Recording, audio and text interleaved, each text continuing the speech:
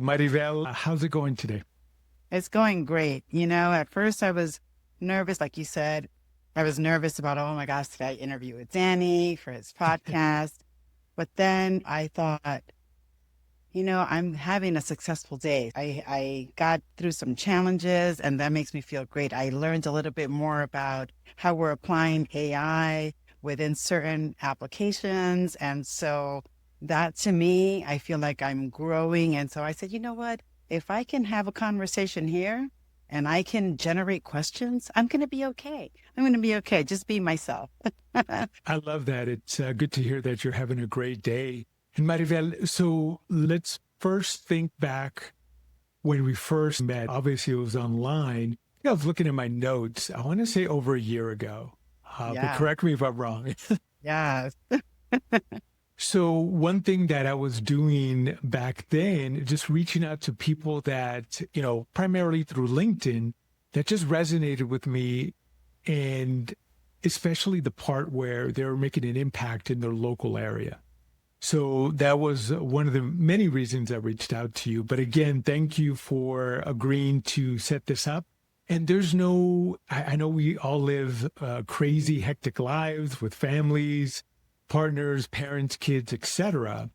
And for me, I have to learn patience because initially I was pinging people and I wouldn't hear back. And I'm like, oh, I would get frustrated. But now I'm like, look, I'm just going to reach out to a bunch of folks. This past week, I've reached out to 15 people, kind of cold messages on LinkedIn. Probably none of them will respond, but that's okay. I think I'm in a better place. But with that being said, Marivell, can you just provide a quick background of where you're coming from? Yes. And I would love to start there, right? Because I think it's very important to say, and I feel this, right? I'm a proud Latina from New York City.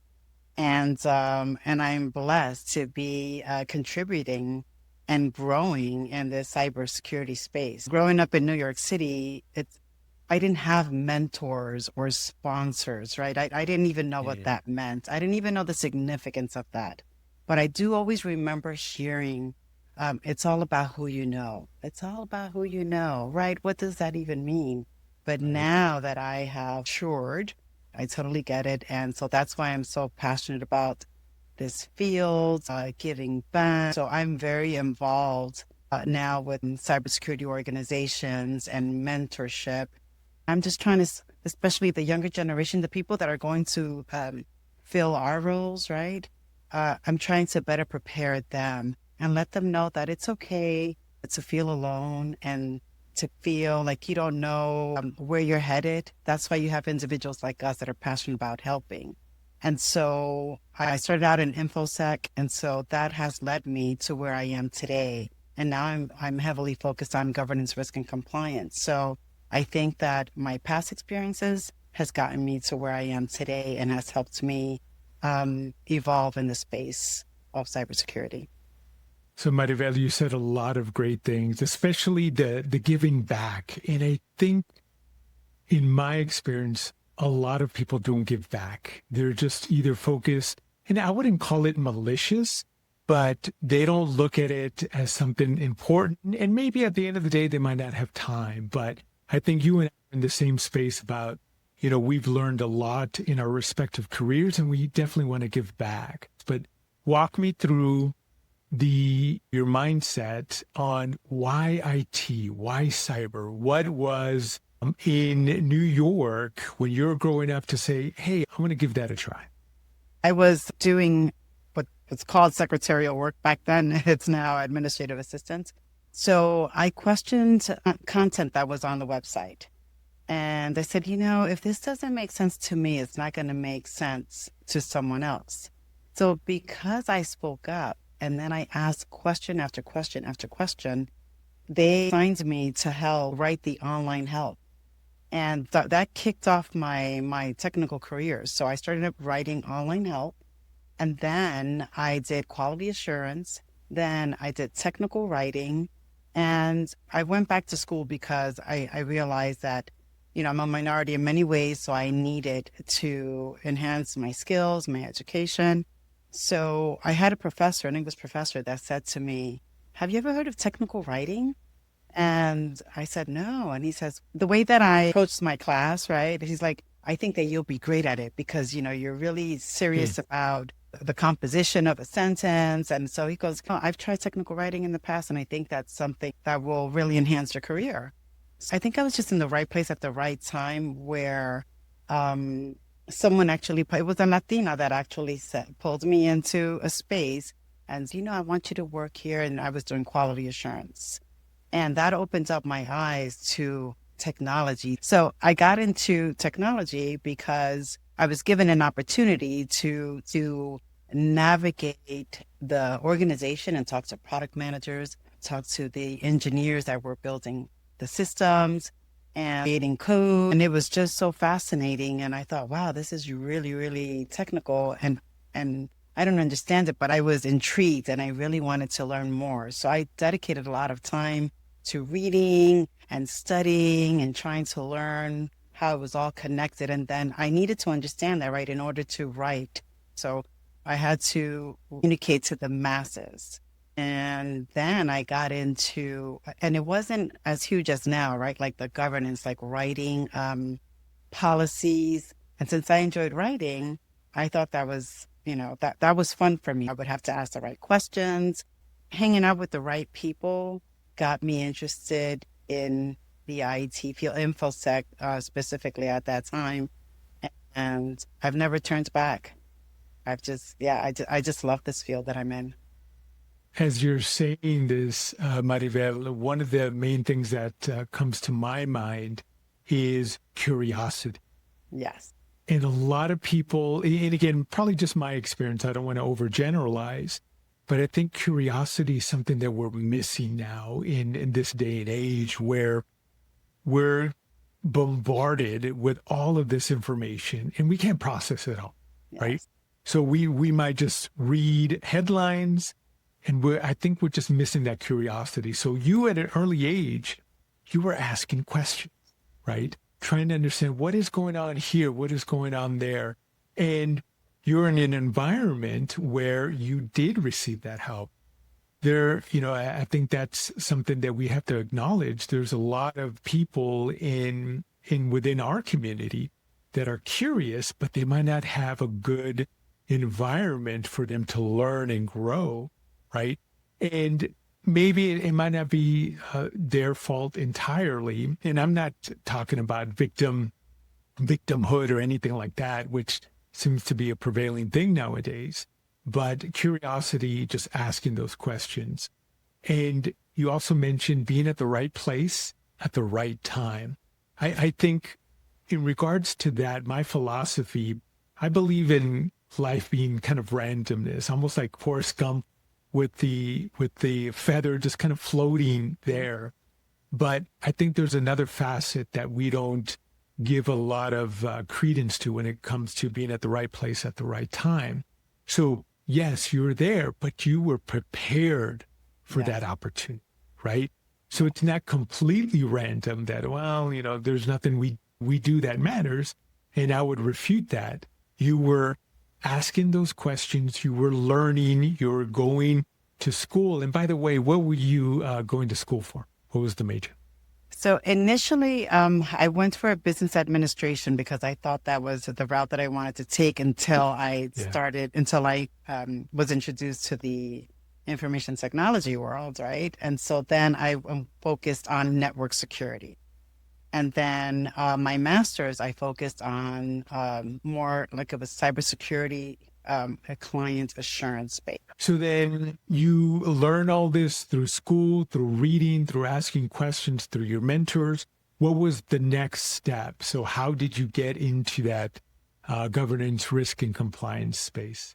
Again, my curiosity just led me to there, right? Since I've kind of dabbled in writing policies in the past, um, I am the type of person that I actually read the policy word for word. I know everyone's like, You're crazy," but I actually do because I like to understand how governance is set, right? And how it's communicated to the masses. And so I really like to understand how things work but I also like to help others understand how it works. So I like to be part of that governance, right? Where I bring that information to the people. And I love it when people ask me questions because I learn more about the actual policies that we're trying to set forth.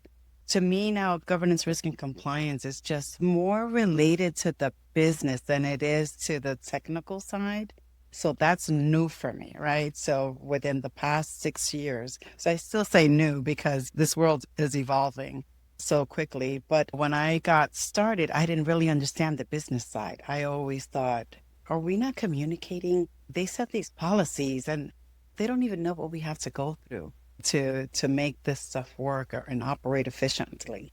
And so now I understand having that governance in place, how it actually helps us all do a better job. It's funny, I came to the realization just shortly because, let's say 2 years ago, I did not want to read policy.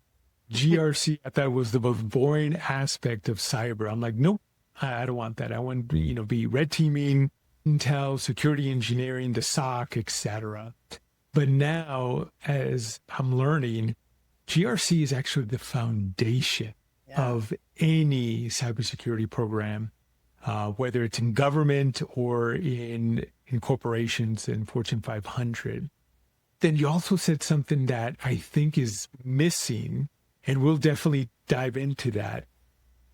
Business speak, right? At the end of the day, cybersecurity is just a risk to the business. And if leaders within cyber cannot communicate within the business kind of ecosystem or the framework that they're in, but they only know how to communicate from a technical standpoint, then they're not going to be on the same plane, so to speak. So there's going to be a lot of miscommunication. So based on that context and what you've learned, have you seen more of people within IT and cyber embrace the business side, or do we still tend to be standoffish? I will say both, right? Because if you haven't been exposed to the business side, you really don't understand. So being exposed, you just see what matters to the business versus what matters on the technical side. And so being able to communicate that is key. So for example, if they don't want to implement, let's say something as simple as MFA, right? The business doesn't want to implement MFA. They don't understand the risks that can take place.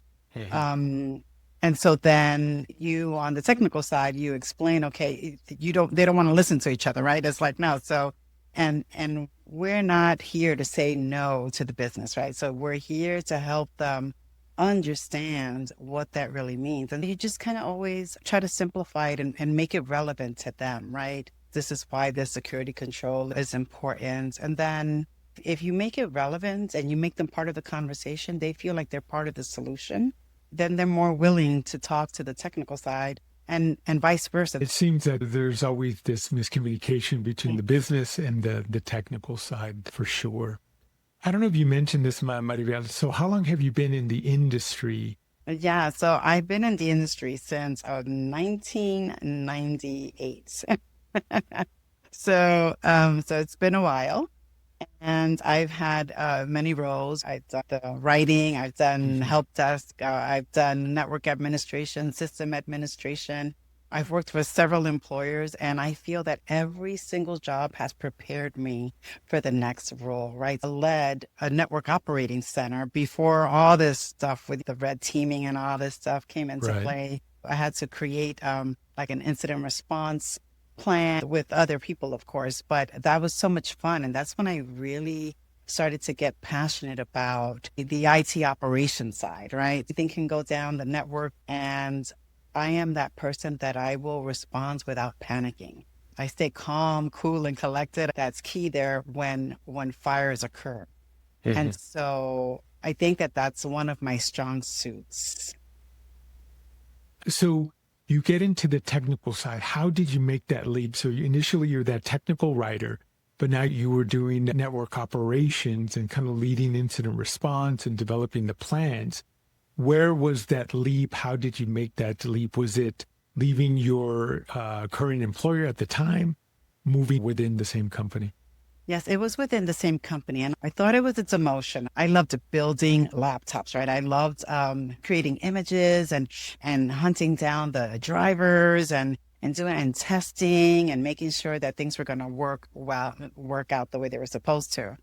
And so I thought I was doing great. Then I was asked to lead the network operating center. And I thought, oh, I don't really want to do this. They turned me into a lead. And I actually had individuals under my wing. And it was so much fun for me because I got to navigate different waters that I never had exposure to, right? And so I not only was responsible for myself, I was responsible for the knowledge of the other individuals on the team. So I had to make sure that I brought them up to speed. And so I had to do a lot of learning, a lot of reading, a lot of research.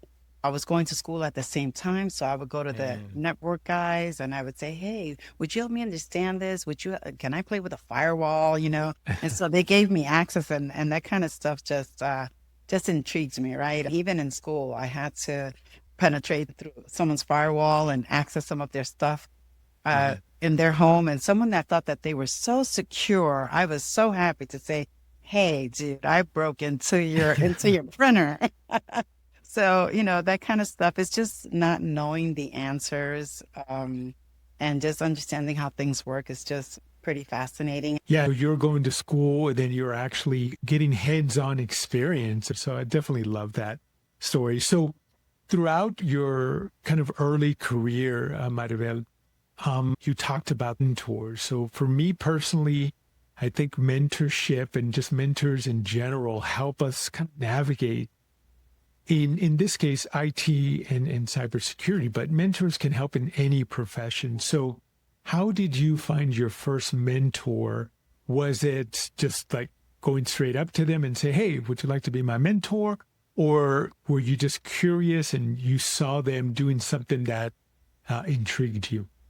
Yeah, so mentorship to me wasn't a thing, right? Because I didn't grow up knowing that term. Later on in my career, let's say if I attended a meeting and I heard someone speak, either it was for their speaking style or it was for the information they were presenting, their knowledge, I would approach them and say, hey, you know what? This is what I really liked.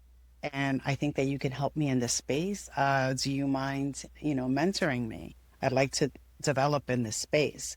And so I think mentorship, sometimes people just gravitate toward you and they'll say, hey, let's connect. When someone in a leadership role approaches you and says, let's connect, I do connect because they have something valuable to contribute to me. I talk to different people because I think that makes me a well-rounded individual. And then I also, like now, I'm actually looking for people to help me share my story more eloquently, right? Because I have so much to share, so much to say, and I always downplay my technical side, right? Especially now, I'm in a role where it's not necessarily technical. I downplay that a lot, but I have a lot of skills and knowledge that has gotten me to where I am today. And so I feel that it's very important that I make that clear, right? Especially for the younger generation that are coming to me for mentorship. I want them to know that I have this foundational knowledge and I can help you get to the next step. So just curious, why do you downplay what you've learned historically? Because it seems like you have a wealth of technical information and we're in a space where that is valued, right? Yeah. I'm trying to break the mold and say there's some value even if you don't have the technical skills, right? On effective communication, both written and orally, being able to think critically. And then one thing that you have, that curiosity. Yes, yes. I feel that I'm at my best when I'm asked questions and I just speak from the heart, right? Yeah. And then I surprise myself. I'm like, I really know this stuff. I can carry these conversations. And having the foundational knowledge helps me build questions. You kind of make it your own. This is how I train myself now. It's yes, I'm going to feel really awkward the first time I ask that question, but I'm going to ask another group the same question, and then I'm going to ask a group the same question, and then it becomes part of me. It becomes part of my response, and then I learn more about that technology or that service. Let's walk through a scenario. So picture me, I'm a student, obviously decades in the past there. And I come to you and asking, how do I get a mentor within my space? How would you address me, a recent college grad, again, several decades ago? Yes, yes. So I would say, in order to get a mentor, right, you have to really listen. Don't just ask someone to mentor you because you think that's the thing to do. You have to always remember that people are busy, right? For the most part, we all do want to help, but there has to be something in return for both of us, right? We get something. Mentorship is not just you're helping build the mentee. No, it's a give and take. When you approach a mentor, have an agenda. What is it that you're seeking? If you're wanting my help, there is something that maybe you heard me say, or you're familiar with my background, and you think that I can be of assistance in whatever space that is, right? So when you're looking for a mentor, you have to be intentional. You have to make sure that you reach out and say, hey, this is where I'm struggling, and I think that you could help me in this space. And are you willing to make the time? And if someone turns you down, it's okay. And someone will say yes to you, right? Because you have to understand people are very busy, but some people want to help more than others, right? And so you just continue and don't give up. And just because you get a no, don't let that affect you in a negative way. Just keep going, keep asking questions. You're going to find the right mentor. Let's transition to the hot topic of probably the past 2 years, and even I'm actually over it a little bit. I just recently did a post on LinkedIn. I listened to a podcast. So, what is your perspective when it comes to generative artificial intelligence? And it's going to be kind of a two-part question. Good, bad for society as a whole, and then now into the macro in our world, good or bad for IT and cybersecurity? I think it's great. So, because generative AI is like having an assistant, and it also reduces a lot of time that you don't want to spend on doing all this tedious work. So, for example, even when I write a newsletter and I look for subjects and keywords and all that, and it helps me. Back in the day, that would have taken me maybe, you know, 2 hours to come up with content, and then of course that 2 hours turns into a week, right? It's not something that's done quickly, but now it's like I get an idea and it's like, okay, I'm going to run with that. And then I just write. It enhances the message that I actually want to relay. And it's not cheating. Don't feel any less because you're using generative AI. That's what it's there for. And if you're not using it, you're going to stay behind because it helps you build agendas. It helps you write better. It helps you learn, because if you don't know something, just ask it a specific question. You have to be specific, right? You can't just make it general. And so be specific about what it is that you want to learn. And then with the response that you receive, you challenge it some more, right? And you ask a more specific question. So the prompting is very, very important. So I think it's very good for that. It's bad for people that do not have foundational knowledge, because you don't know when it's hallucinating, right? When it's just giving you just any information, because it's going to give you an answer. So you need that knowledge. And so I think that the bad is for like students that are writing papers, they're just prompting generative AI and they're getting their responses back, and they are doing the bare minimum to get to the next step, whatever that may be. And then when you focus on IT, it's very good in the sense that it helps you solve problems. For example, I haven't troubleshot like a printer in a long time. My printer went all out of whack. And so I went to generative AI and I said, okay, you know, what's it, blah, blah, blah. I got it step by step. It helps me troubleshoot on the spot. But I think that it's bad for for, let's say, someone that's writing code, right? And I'm not a coder, but let's Right. say that you're just trying to create like a color code, something as simple as a color code. You go to ChatGPT and you ask it, and it gives you, it's off by a letter, Yeah. by a character. You put it in and you think that that's correct. But what's worse is that what if you relay information to leadership because you think that you're relaying accurate information because you got it from generative AI, right? Yeah, I think that is key because I think a lot of people wanting to get into the industry or maybe barely starting off, they're going to put things into these LLMs and what they think that comes out of it, the output is great. They Yes. don't know, just like you're saying. I'm a runner. I listen to a lot of podcasts. When I run, I'm like, okay, and then I even stop the podcast to say, okay, how am I going to say this? So I'm thinking of LinkedIn posts. I went to ChatGPT, draft me a LinkedIn post based on this podcast. Give me the bullet points that will create engagement in LinkedIn. So long story short, it did it. I added some more flavor. I think I put, well, I haven't posted in a long time. Here's what I did. And then I uploaded this morning. For And I'd sure. like to add to that because, so you know, the NIST, they have a new guideline for Right. artificial intelligence. So I was writing something and I asked for, um, I was asking for some information, but it referenced me to a different set of guidelines. And I Mhm. said, I went in there and I said, no, I'd like to focus on this. And so it actually said, what is it that it says something about thanks for correcting me or something like that. Or I'm sorry. Oh, Right. It yes. does apologize, which is crazy. Yes. And it's so funny because if I wouldn't have known what I was specifically searching for, Right. I would have rolled with the initial responses. I could have created a huge mess. I was more focused on, I knew that there was a new guidelines for artificial intelligence, and that is a framework that I wanted to reference. Well, so I'm going to kind of put you on the spot. Do you believe that AI is going to create more inequality? Curious on if you have any thoughts on that. I don't have sufficient information to really understand how the controlling the bias and all that works within AI. Yeah. I just think that we're just building a bigger monster, right? So we haven't really figured out how to do it this way, but yet we're expanding, we're going over here. It's like building a new tool, and it's like, oh, this is going to make everything work.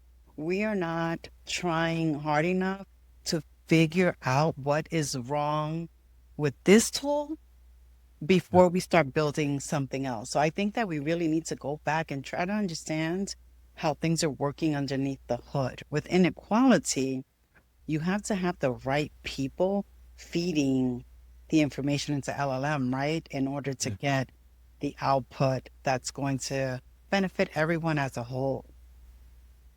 Yeah, different scenario. I'm a transitioning professional. Well, actually, maybe not a transition professional. I am, but I'm less than a year in. And I go to you, Marivell, is AI going to replace my job? Not at all, because it is going to be your responsibility to do your homework, continue to learn, and stay, abreast. And as long as you gain knowledge, you're going to stay relevant. Don't be afraid of artificial intelligence taking your job because you need the human. You have to embrace it and keep learning and try to stay ahead of the game, right? Because we're using it for good, but there's some bad actors out there that are just as knowledgeable as you. So just continue learning and don't be fearful of losing your job to AI. AI is here to help you, not hurt you. Yeah, I love that answer. So, one other question. What has surprised you about our industry? The issue that hasn't been resolved, if you will, is the working in silos. There are so many smart people in our industry, but we tend to work in silos and everyone's trying to solve the same problem. Yeah. So I think that we should collaborate more and not be afraid to challenge the status quo, right? Because that's how we're going to learn. That's how we're going to solve problems. And that's how we're going to get bigger and better. But how do we do that? Let's say you are the CEO of your company and you have your immediate directs. Your leadership says, hey, there's a lot of silos that we're hearing from the teams. How do you fix that? Because I agree with you 100%. In all the organizations I've been, there's pockets of silos, some worse, some better. How do we actually find the root cause and fix it? Yes, I think that we have to lose the fear of approaching leadership and people in the C-suite and people that can make an impact. So we have a voice and we should use it, right? And if you see something wrong and if you see something's not working, write it down, send them an email and say, hey, this is what I see. And I think that this could be a solution. Don't just go there with the problem, right? I know you hear that all the time. You get a better response if you actually contribute to what you think the solution may be. Going back just a little bit, you got your start in the late 90s. What are the issues that you experienced or that you were exposed to back then? Mm-hmm. How do they differ to the problems you're seeing now?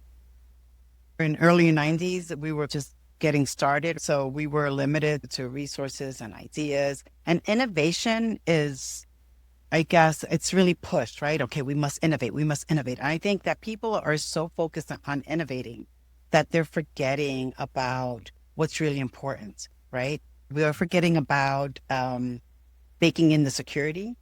We're forgetting about the people. And we're building a solution to make money. They're just after the money. No, we need to think about all these things because we all have to be responsible about how we communicate, how we build, and how we grow the people that are coming up from under us. Now we have to consider the individuals that are stepping into our roles, and we need to make sure that they're well prepared and they're way ahead of us, right? I think that's a great answer. The way I like to end the episodes here is asking the guests what books have they been reading or just recently read that they want to share. But I'm also adding, because in a pre-call with somebody else, I don't read books, but I listen to a lot of podcasts. So I'm going to throw in that out there. So book or podcast that you want to share. So I actually wrote this down because I really want to give kudos to this writer. Her name is Kimberly S. Reed, and I have the book right here with me. It is one that I would really like to shed light on. And the name of her book is Optimism Always Wins. And it's not a cybersecurity book, but her message of resiliency deeply resonated with me. And I even reached out to her and she was so kind and so genuine with her response. And that just even attracted me more to who she is as a person. And her words reminded me that optimism and perseverance aren't just feel-good ideas. Mm-hmm. They're essential, especially for someone in cybersecurity, a Latina. For me, were challenges as a Latina from New York City. They were constant and are constant and make you start self-doubting, right? Like doubting myself, which I mentioned earlier, and really wonder if this is the right space for me. So while her journey is different than mine, her strength inspired me and shaped how I continue to show up, right? Her book just touched me. And after getting to know her, I mean, we're still connected. That's how wonderful she is. And then I wanted to say here to leave everyone with, right, to whoever's listening to my story, because, thank you so much for allowing me this platform to share my story. I'm proof that you don't need a perfect path. You need grit, curiosity, and community.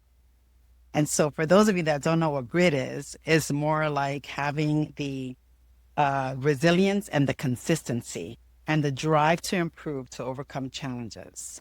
And that's why I'm here today, because I'm a fighter, right? Even if someone doesn't think that I'm qualified or I'm good enough, I'm not going to let them bring me down. I will always be a winner because I have an optimistic outlook in life. Yeah, that's a great message, and I'll make sure to include it in the show notes. Well, how can people get a hold of you? Are you on social media? I know obviously you're on LinkedIn. They can reach out to me through LinkedIn, so I can share my LinkedIn profile information to you. I used to use Facebook, but I'm not really there anymore. I'm not that engaged anymore. I am the membership director for ISSA. I had to give them a plug-in because they're amazing. We're making a huge impact in our community. You can reach out to me through membership at issa-ps.org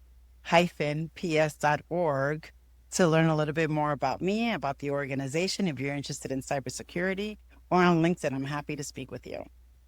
Love it. Again, we'll make sure to put that in the show notes. Marivell, it's been an awesome time talking with you. You have an amazing story, and I think representation definitely matters. But again, thank you for your time.